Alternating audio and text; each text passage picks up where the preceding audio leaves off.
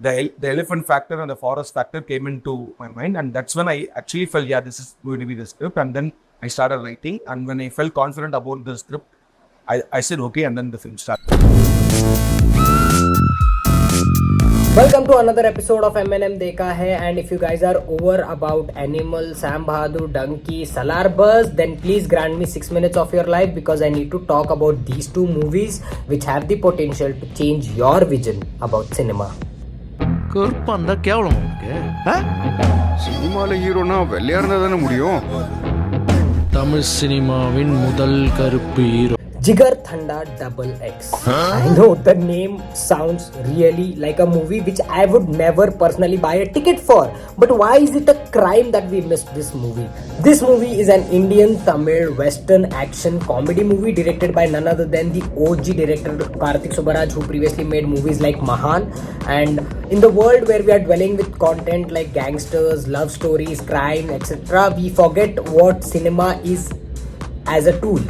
And this movie definitely brings out the true power of cinema, shows you how much cinema can affect any person's vision and his mindset, and what cinema as a tool can do to overcome all the other powers which we have currently in this world.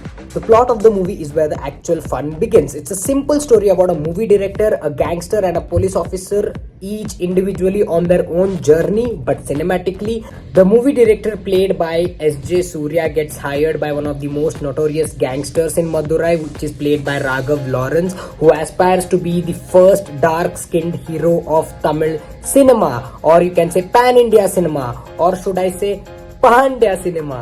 This movie is out and out entertaining, impacting, funny, and my god, it would tingle the emotional you, especially in the last 30 minutes of the movie. Your eyes will be stuck on the screen. So in the beginning I was saying that this is a Western action comedy. Where is the Western culture in this review? This is where I bow down to the director Karthik Subbaraj, because he brought in an essence and a tribute of one of the most OG cinemas ever made in Hollywood in the year 1966, the good, the bad, and the ugly.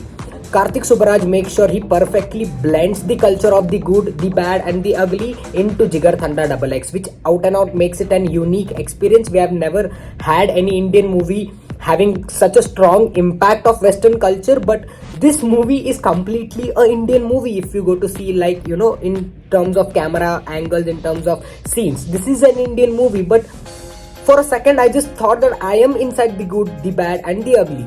So this is how powerful that inspiration was taken by the director, and it was very well used in this movie, and that is one of the main factors which actually boosted this movie's storyline and the gripping essence of the screenplay. So we are into that segment where we are going to talk about the strengths and the negatives of this movie. Strengths: the writing, the screenplay, the story, the social message.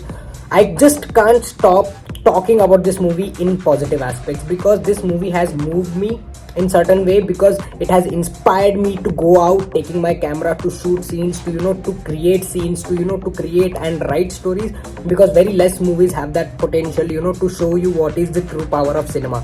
And this movie out and out has shown what it desired to become, that it is the power of cinema in this complete 3-hour journey. The second strength of this movie are the dialogues. This is the perfect example where I can tell you guys that a dialogue should not be complex, and dialogues can be very much simple, where a pan-India dialogue is referred to as Pandya by Raghav Lawrence, because that character does not know the word pan-India, and he will obviously name it Pandya. And the movie director, who is played by S.J. Surya, going roll camera action, and when he's about to cut camera action. So no director says cut camera action, so that actually puts an impacting humor on that particular scene. So such simple dialogues build these scenes very beautifully, and they are actually giving much more impact than many complex dialogues in the movie. The third strength, and it is not a strength, it is the biggest strength of this movie, is the acting performances. My god, S.J. Surya, Raghav Lawrence, and the police officer have just nailed their roles. Have not only nailed their roles, they have nailed their roles so well that I can't see any other person, recreating the same characters. And I know that I've said the same thing in many other reviews as well, but I think that this acting performance is far more greater than what Ranbir Kapoor did in Animal for me. Negatives are really few, guys, but one of the negative aspect which I found in the movie was the stretchiness in the second half. Again, I don't know why that second half being stretchy is nowadays so normalized in most of the movies,